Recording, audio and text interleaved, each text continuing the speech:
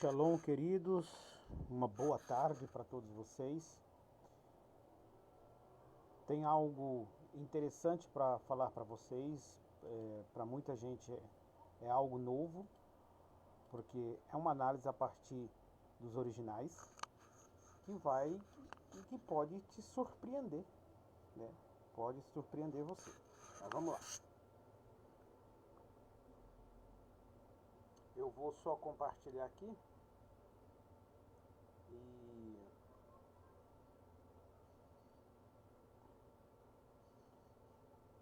logo nós já falamos, adentramos no assunto.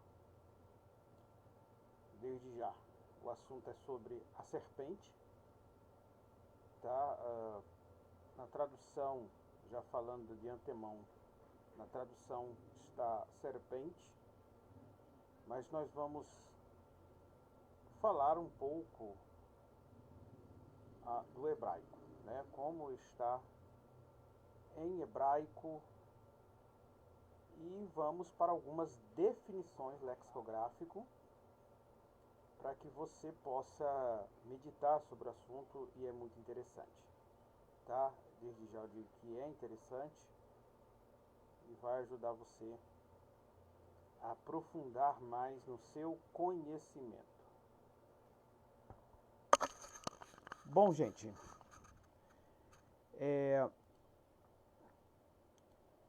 nós temos uma passagem que é em Gênesis, né?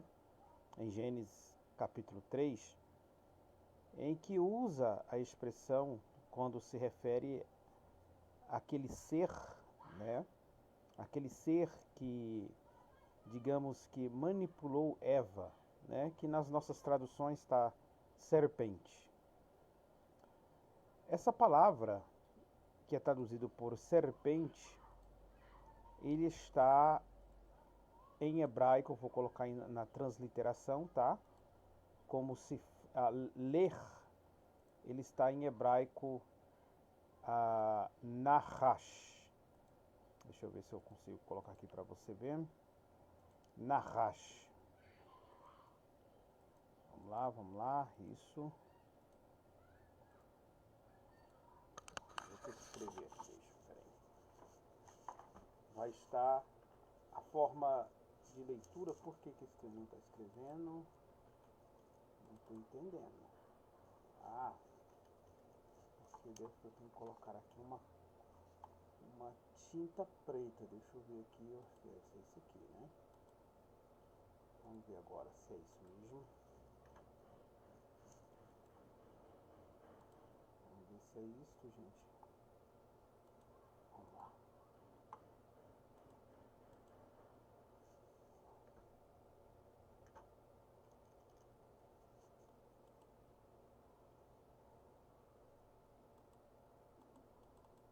Não sei que bagulho é esse aqui não. Por que esse trem tá assim? Deixa eu ver aqui. Ver se eu consigo escrever. Agora sai direitinho. Vamos lá. Nahash. Nahash. Não for. Nahash.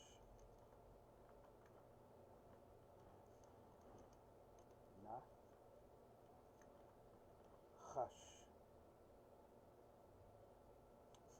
Nahash. Se é gutural, né? Gutural, Nahash. Ou eu posso também escrever assim, Nahash, tá? Eu posso escrever ela assim também, Nahash. Mas dessas duas formas é uma transliteração que é gutural, Nahash ou Nahash, tá? Claro que aqui vou colocar um H também. Então, essa é a forma, né? Esta aqui é a forma, não sei se dá para você enxergar direito. Essa é a forma que você vai ler essa palavra, né? Nahash. Aqui não, esse trem aqui eu acho que está desatualizado, por isso que está ruim dessa forma. Então aqui, é essas duas formas. Eu posso transliterar assim, Nahash,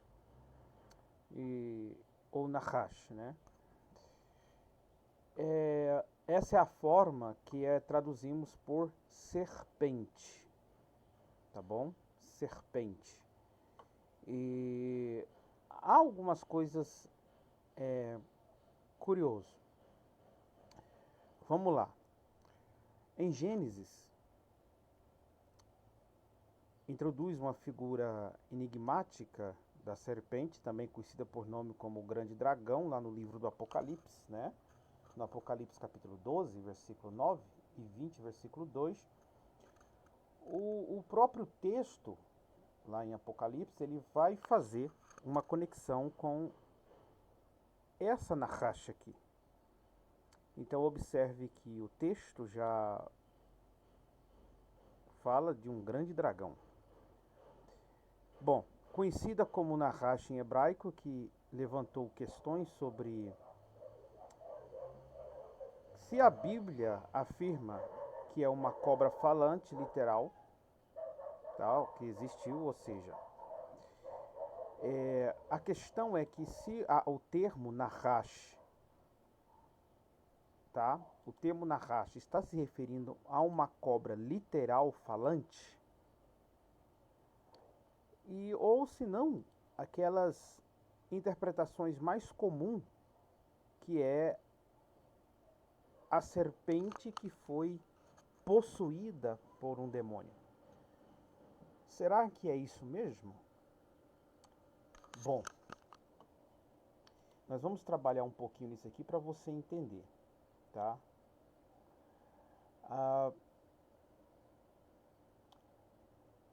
Nós temos grandes representações de uma serpente falando como Eva, como a tentação de Eva, conforme Franz Worcester, né? Worcester, quer dizer, em 1912, em 1959, né? Desenhou grandes imagens em obras de arte. São vistas familiares em museus e levaram muitos a acreditar que Eva estava falando como um réptil. Mas talvez houvesse algo mais do que apenas uma cobra falante. Observe que nós adquirimos às vezes conhecimento muito pela tradição. Eu não estou subestimando, claro, eu não estou subestimando as verdades que eu e você aprendeu, mas muita coisa que eu e você aprendeu são passados por tradição da denominação que nós frequentamos, e aquilo fica, né, na nossa memória quando a gente não temos algumas ferramentas para penetrar e para pensar um pouco mais profundo sobre o assunto, né, que são as ferramentas da exegese, linguístico e assim por diante. Mas vamos lá, será que essa serpente, né, será que esse ser era uma serpente, essa Nahash, que é traduzido por serpente, era um réptil, era uma cobra? Bom, primeiro nós temos que trabalhar um pouco com a raiz da palavra hebraica Nahash, né? Da onde que veio, da onde, né? Temos a etimologia e também a sua raiz, que se refere a uma serpente, né? E é também uma raiz hebraica para a palavra cobre, latão ou bronze. Então essa palavra que é traduzida por serpente, ela tem uma raiz, né, que vem de cobre, latão ou bronze, tá bom? Embora tenha significados distintos, a conexão entre essas palavras se torna aparente quando se considera a representação simbólica da serpente no mundo antigo. Bom, serpentes eram frequentemente associadas à divindade no mundo antigo, tá, gente? Então, a ideia de serpente, ele era algo divinizado, algo praticamente celestial, entende?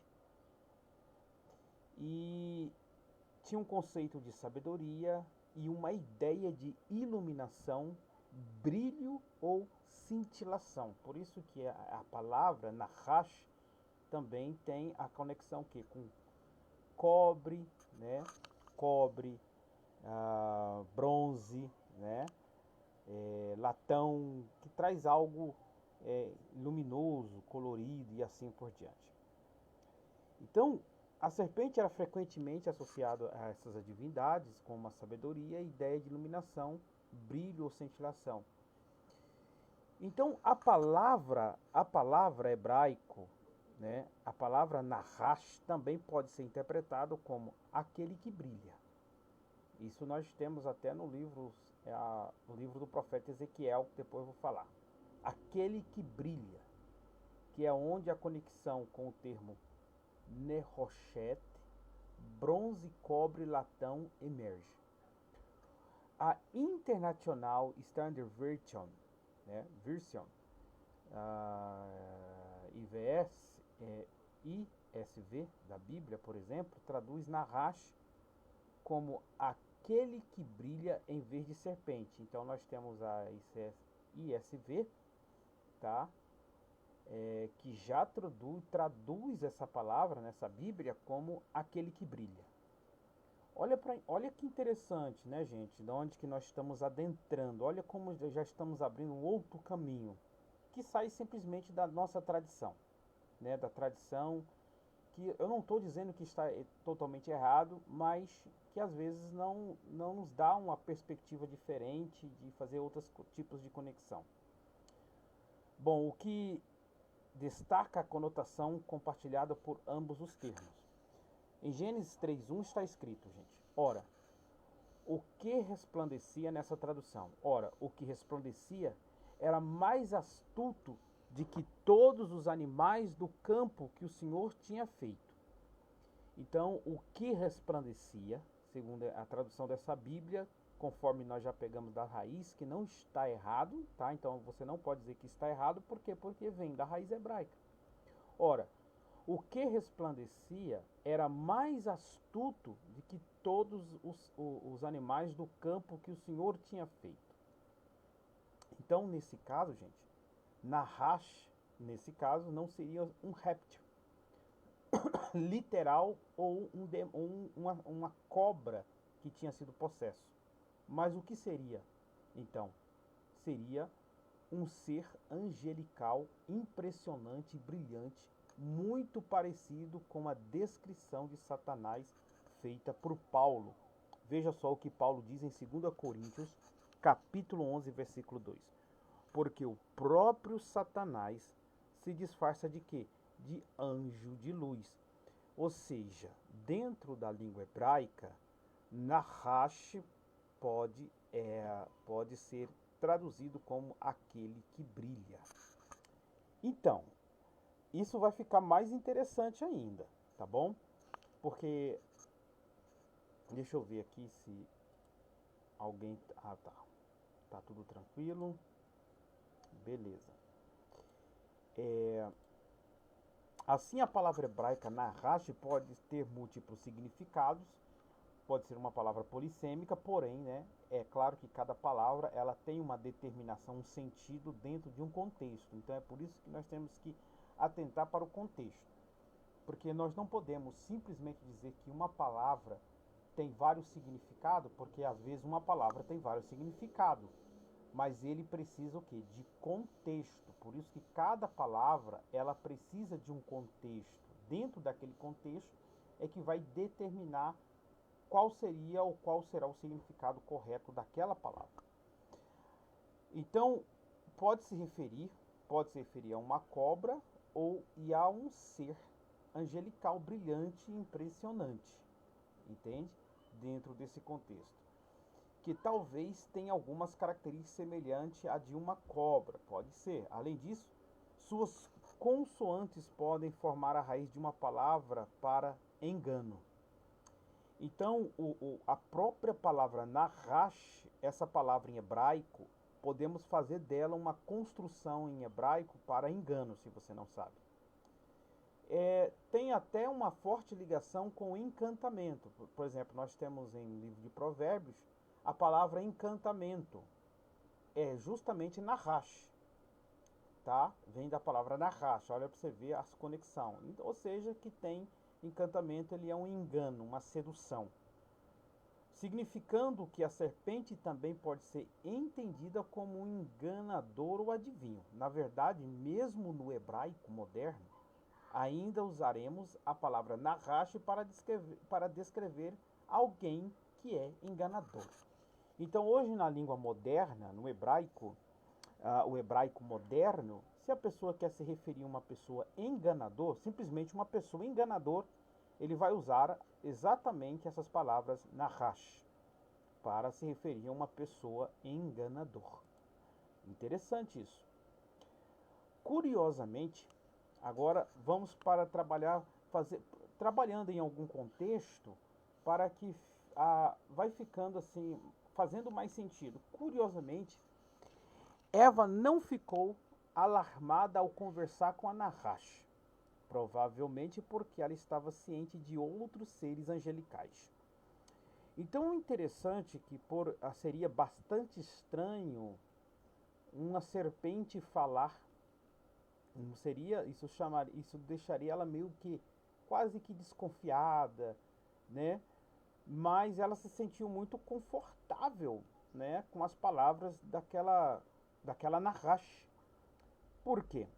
Certamente, obviamente, se eles tinham um contato profundo com o Eterno, com o próprio Deus, né, que antropomorficamente se manifestava ali toda a tarde andando pelo jardim, imagine a conexão visual, né, que eles tinham com os seres espirituais. Ver seres angelicais, isso era algo extremamente natural para Adão e Eva. Os céus estavam escancarados para eles, né? Então, provavelmente, porque ela estava ciente de outros seres angelicais, ela não ficou espantada. No entanto, ela não poderia saber sobre a intenção maliciosa do iluminado até que fosse tarde demais, levando a queda dela e da humanidade. É melhor imaginarmos Satanás não como réptil, aqui nesse texto, tá, gente? Réptil, uma serpente natural, mas como um ser angelical de aparência impressionante. Para você entender melhor, na realidade, amados, Eva, segundo esse contexto que estamos traçando através do idioma hebraico, não seria exatamente uma cobra possuída que estava falando com Eva, tá? Talvez você vai ter uma dificuldade, por quê? Porque talvez você não captou que nós estamos falando de um idioma, da própria palavra em original que está escrito, que é Nahash.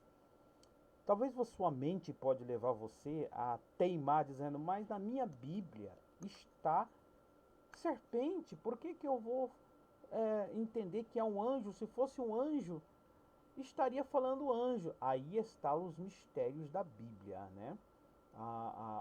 As questões ocultas, a tradução. O leitor, ele é sempre refém do tradutor. O tradutor estudou a língua, mas talvez não estudou a cultura, não se aprofundou, ou talvez até mesmo ele tendo um conhecimento, mas não para tentar não fazer muita confusão, ele trouxe ali uma tradução comum, que ele talvez ele até pensava que era isso mesmo. Serpente, ele entendeu que era uma cobra, porque Nahash é uma cobra, tal. Observe que a língua hebraica, ela é muito profunda. Então, Nahash aqui pode ser aquele que brilha. Então, o contexto do livro de Gênesis pode, segundo o que nós estamos trabalhando aqui, dar mais vazão para que aquilo que você lê como serpente na tradução, né, porque no hebraico fala que ela estava dialogando com a Nahash, ou seja, nós podemos interpretar com aquele que brilha, ou seja, ela estava conversando era com um ser celestial, um ser brilhante, um ser glorioso que estava ali. Por isso que diante o contexto de Gênesis, você não vê algo que ela estranhando, ela achando algo estranho, mas simplesmente ela se deixou seduzir pela beleza, pela aparência daquele ser celestial, daquele ser glorioso, porque o diabo ele pode sim se transfigurar em um ser glorioso. E quando ela percebeu, ela já tinha transgredido os mandamentos de Deus. Então, falando literalmente, quando falamos que era serpente, não seria literalmente o sentido serpente, mas o Satanás, esse ser, pode ser chamado de serpente. Por que a Bíblia chama ele de serpente? Sentido simbólico, porque serpente é enganador, serpente é sagaz e assim por diante, né? A serpente. Então, nós temos até a ideia de dragão também, né? Dado a esse ser, né? Por sua ferocidade e muitas coisas. Mas o sentido aqui dá mais sentido quando você pensa no contexto aqui de Eva, que era um ser angelical. Claro, ele já tinha caído, por isso que ele estava ali enganando, né? Mas que ele estava ali de forma gloriosa, manipulando e enganando Eva. Você já parou para pensar nisso? Né? Então, alguns estudantes cogitam que em sua característica espiritual, esse ser, após ele ter enganado Eva, ou seja, ele recebeu uma maldição, não foi? Essa serpente, esse ser, que mesmo ainda ter caído, ele tinha ao fulgor de glória, após ele ter enganado Eva, pode ser que Deus deu-lhe, através da maldição, uma característica de serpente, beleza? Mas, você sabe, né? Ele pode se transfigurar. O que vai ficar mais claro que essa característica também pode ser encontrada em outros seres divinos por toda a Bíblia. Por exemplo, descrições de serpentinas de seres divinos que aparece em Isaías 6, onde Deus é cercado por serafins alados. Preste atenção nisso aqui. Serafins alados. O interessante, meus queridos, que o termo serafim significa queimar e é frequentemente associado a fogo, mas também é uma palavra para cobra. Para vocês terem ideia que essa palavra serafim também ele é uma palavra para cobra. Ou seja, cogita os intérpretes que esses serafins, por ter essa ideia de queimar, de aspidez, né? Também tenha a própria palavra em si tenha uma ligação com cobra e que eles poderiam ter uma aparência semelhante a serpentes, tá? Então é interessante isso. Depois, quem quiser, eu posso entrar melhor nessas questões dos serafins, ainda trabalhar nas questões do hebraico. Bom, a iconografia e a linguagem dos egípcios antigos oferecem mais insight, ou seja, sugerindo que a serpente falante em Gênesis 3 pode ser um ser divino, de aparência serpentina. Em rebelião, semelhante ao serafim de fogo que adoram a Deus diante do seu trono, no passado a serpente eram frequentemente associadas às divindades e à sabedoria. Então, em Gênesis 3:1, a serpente é descrita como a mais astuta do que qualquer outro animal do campo que o Senhor tinha feito. Esse versículo pode ser interpretado de duas maneiras. Ou a serpente era o animal mais astuto de todos, ou era muito mais astuto do que os animais. Então, é por isso que nós temos que trabalhar na morfossintática do texto, né? Porque observe que o texto nós podemos traduzir, que está traduzido, a mais astuta, ele pode ser traduzido de uma forma diferente, tá? Ou seja, o texto pode ser traduzido ou era muito mais astuta do que os animais, porque era um ser angelical. No Antigo Oriente Próximo, não havia uma distinção clara entre os reinos naturais, ou seja, entre o reino natural e o sobrenatural, como o entendemos hoje, naquela época, entendeu? No tempo, isso está até mesmo nas literaturas. Particularmente, não no Jardim do Éden, onde até mesmo o próprio Deus andava fisicamente no jardim, né, antropomorficamente no jardim, como Adão, né? Então, assim, o texto, pra você ter ideia, o texto transmite que Deus estava, é como se Deus estivesse ali fisicamente, né? E todas as criaturas, incluindo humanos e anjos, eram vistas como seres criados por Deus e possivelmente viviam juntos no mesmo lugar. Então, tipo assim, no Jardim do Éden, então não fazia muitas distinção entre céus e terra, né, seres angelicais e os seres físicos, porque eles estavam num estado tão diferente dessa que nós vivemos hoje, mesmo sendo seres físicos, que era tudo visionado, olhado de uma mesma forma. Ou seja, tantos os anjos, os seres angelicais e os seres naturais, entre aspas, porque antes da queda, esses seres que estavam ali, eles estavam no nível superior, né? Adão e Eva, eu vou trabalhar depois, quando eu tiver oportunidade, vou trazer aqui algumas coisas na literatura judaica, sobre como Adão e Eva poderia ver o mundo, né? Adão e Eva não enxergavam até as nuvens, até o azul limitado. Eles poderiam, segundo a tradição judaica, segundo a literatura judaica, eles viam, né, os planetas, eles tinham uma visão para ver muito mais além, né, do que o que você possa imaginar. Eles podiam ver o reino celestial, pra você ter ideia. Então eles estavam num ambiente totalmente mais elevado e glorioso, né? E por isso que a queda foi uma miséria. Então, gente, eu não vou me estender muito, né?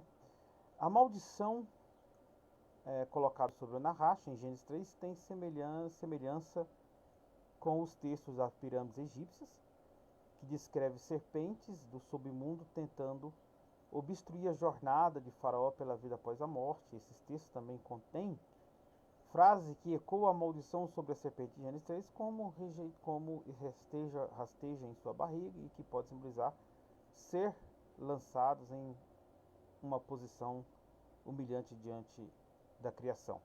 Então, o que queremos dizer é que dentro das literaturas egípcias temos expressões linguísticas, né, descrevendo ali as suas mitologias, semelhante à narrativa de Gênesis, no sentido, né, por exemplo, nas escritas egípcios, tem lá a maldição da serpente rastejando, né? É óbvio que essas linguagens não eram literal, mas simplesmente estava demonstrando a humilhação que esses seres estavam recebendo, né? Que esses seres estavam recebendo, sendo punidos, né? Fazendo essa comparação como rastejando no pó da terra. Então, essas linguagens dentro de Gênesis também não pode ser traduzido como literalmente, entender literalmente, mas quando a serpente é amaldiçoado, comer pó da terra, rastejar sobre o pó da terra, podemos entender como uma figura de linguagem de humilhação profunda que ele estaria recebendo. E depois nós vamos falar mais, tá bom, gente? E que o Eterno vos abençoe. Espero a sua curtida e a sua compartilhação em nome de Yeshua HaMashiach. Amém.